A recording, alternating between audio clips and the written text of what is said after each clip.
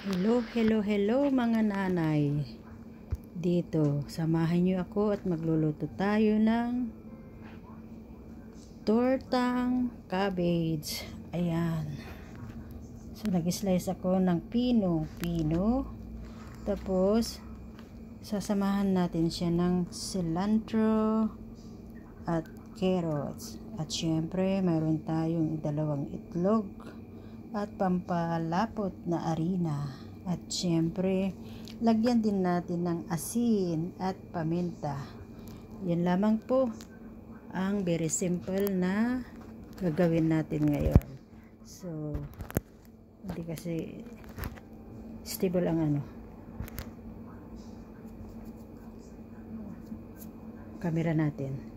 At habang prepare ko ay nagpainit yung kalan natin at yung palayok natin ay pinainit ko na rin habang prepare ko yung ingredients. Ayan mga nanay dito sa Canada and around the world. Samahan nyo ako at kung paano magluto ng tortang cabbage. Tulad ng sabi ko, mayroon tayong imimix na cilantro at carrots. Ayan, ilagay natin sa isang lalagyan. Ayan po. Tapos syempre lagyan natin ng konting asin at paminta.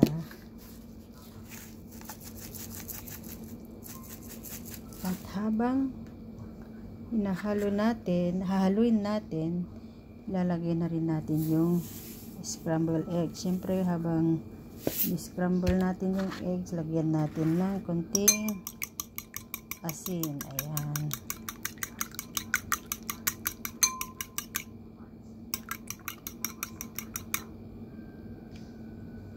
At siyempre ilagay na natin sa gitna para masarap.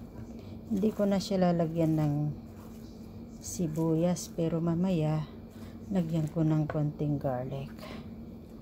Ayan po, lagyan na po natin ang egg sa gitna kasi halu-haluin natin.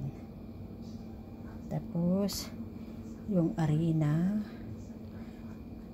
kalahati lang muna ang ilagay natin para malaman natin kung gaano ang pangangailangan niya ng harina.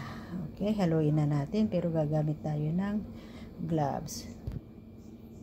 Ayan na mga nanay, lagyan din natin ng konting pampalasa.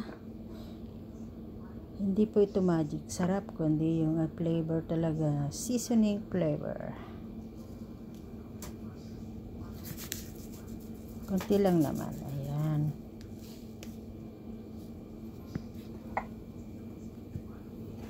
Ayan, tingnan natin kung halo-haloin natin. Oh, meron siyang tinidor.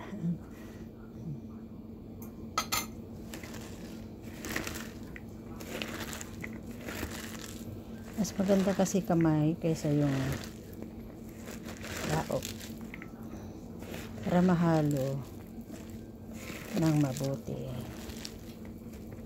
Ayan, gagamit lang po kayo ng half cup of harina. Kung kulang, dagdagan nyo na lang po. Half cabbage lang ginawa ko. Isang carrots. Saka yung mga tangkay ng mga cilantro. Kung mayroon kayo. Kung wala, pwedeng green onion. Kung wala namang green onion, sibuyas. At kung wala naman talaga, wala na talaga. Ayan.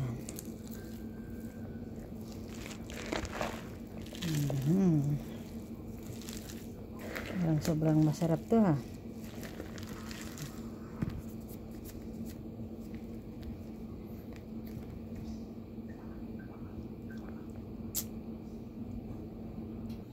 Ayan, sisimulan na natin kung paano na ang maglagay sa kawali kasi mainit na yung kalan natin. Ayan.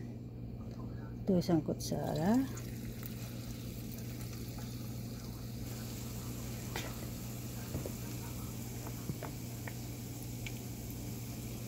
Parang maliliit lang at dagdagan natin. Medyo kapakapalan natin kasi marami naman.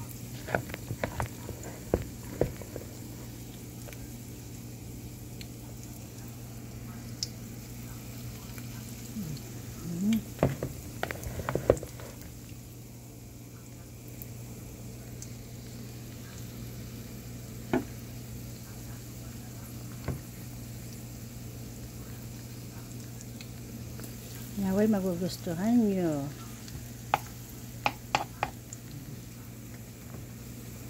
Ang recipe ni nanay. Ayan. Kasi ngayon, we are trying not to eat meat. Dahil nga,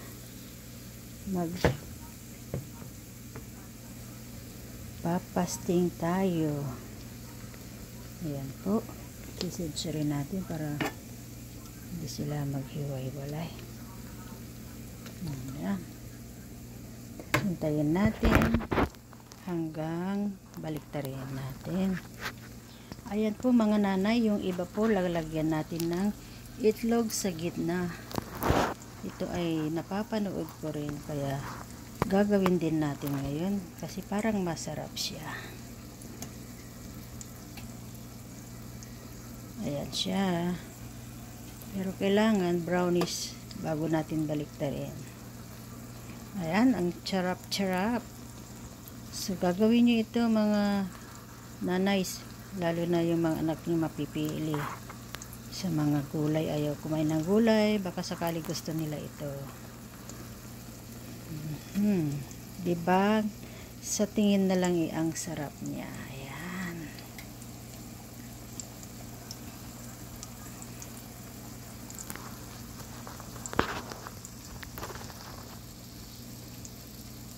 Hindi pa sigurado. Ayan na po mga nanay, binaliktad ko na sila, yung dalawa, at makikita nyo kung gaano kasarap. At syempre, medyo tinatagalan ko ng konti dahil fresh yung mga gulay. Alam niyo naman, pag mga batang kakain, gusto nila yung soft.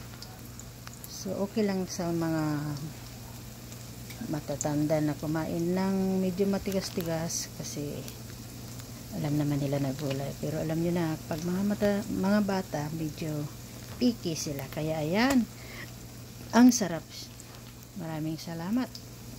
I hope again, mga nanay, tularan nyo ito. Magugustuhan ng mga anak nyo at buong pamilya. Baliktarin natin yung iba. Ganyan lang, easy lang. Oops! Wow! Ito naman. Baliktarin din natin. Oh! Hindi ko nakuha lahat. That is okay. Parehas. Ayan. Diba ang sarap? Kasi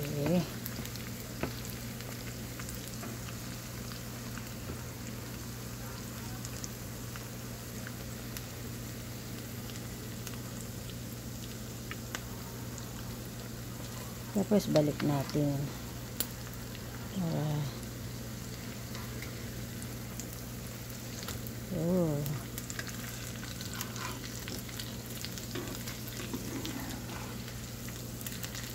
ayan, diba? Ang sarap. Fresh na fresh, tapos very nutritious, healthy. Super healthy talaga pag ganito ang niluto nyo sa mga anak nyo.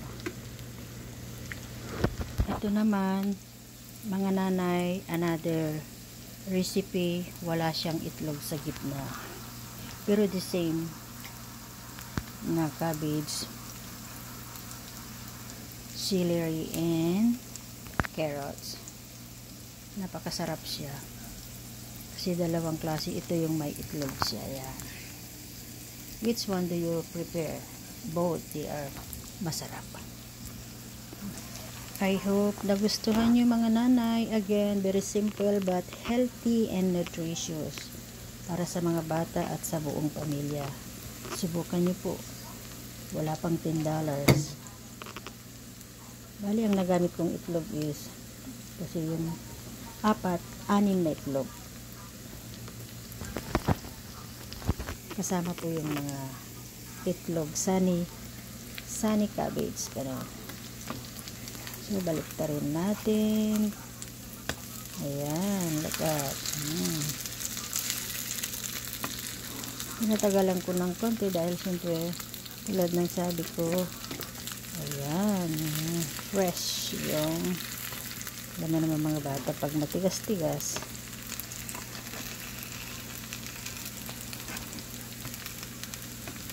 ayan, oh.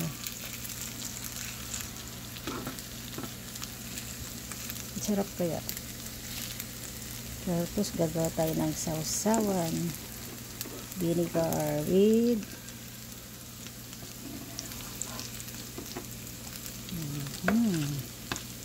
parang lumpia na to, kaya lang hindi lang siya binalot, diba?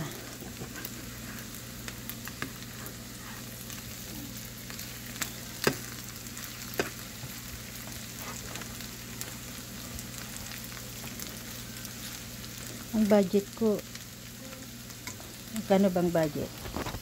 Yung itlog kasi 293, 150 na lang yung 150 yung anim, tapos yung cabbage $1, 250. Saka yung, sabihin na lang natin yung mga carrots, saka ano, $1, 350. Wala pang $5 palang puhunan mga nanay. Go na nanay, go na. Yung arena, ano lang naman, half cup, may mga stock naman kayo dyan. Syempre, yun na lang ang gagamitin natin. Ayan na. Ito yung may sunny egg. At ito naman yung puro pure na vegetable. Which one do you prepare or do you like? The vegetable, all vegetable, or with, what's that? With some sunny egg. Ayan, but they are both masarap naman. Thank you so much. Ito na po ang aking naluto. Ito ay tulad ng sabi ko, may sunny egg, at ito ay plain veggie talaga. At syempre, gagawa tayo ng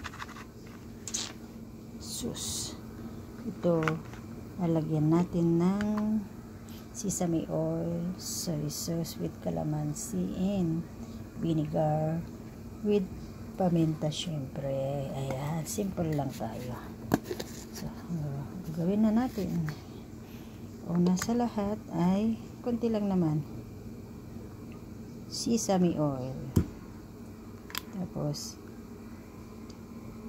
sesame nor pala original to, nor original. Tapos konting vinegar para umagaw ng asim at tamis. At syempre, paminta. Shake, shake, shake. At halu-haluin natin. Ayan.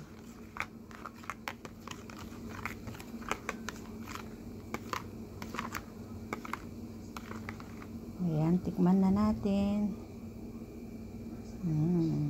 Sarap. Sobra talaga mo masarap. Hindi porke luto ko ay sinasabi kong masarap. Talagang masarap at healthy pa. Ayan.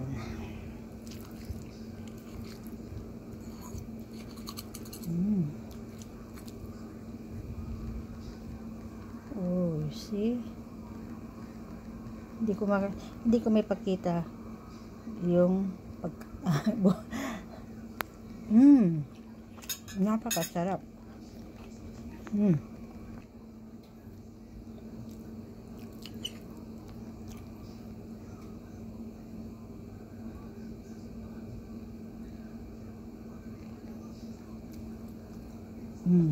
Sarap. At tikman din natin yung plain na vegetable mga nanay. Yung walang itlog ha.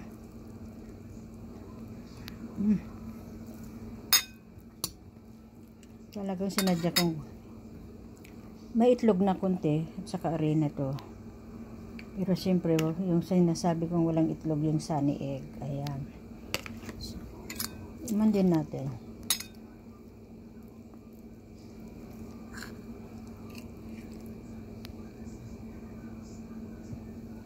Mas masarap sa fresh lumpia.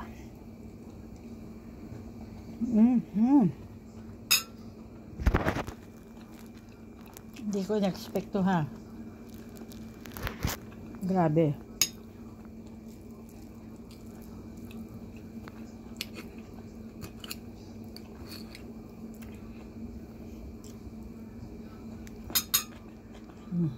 Sarap.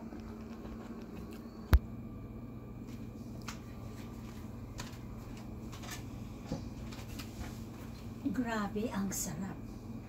Subukan nyo at wow kayo. Ayan.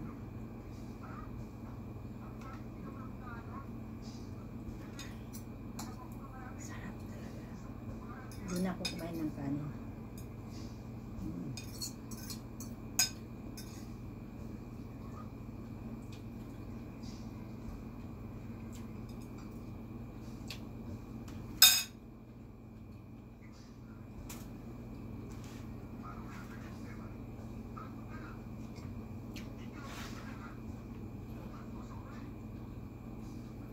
Thank you so much for likes, comments, and subscribes for Nanay Channel. Nanay Midala Camera Channel. Ang nagsasabing, count your blessing and God bless you all. God bless your family. It's it.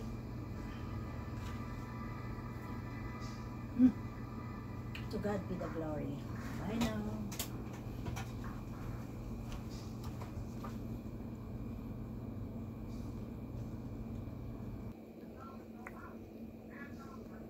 Super sarap.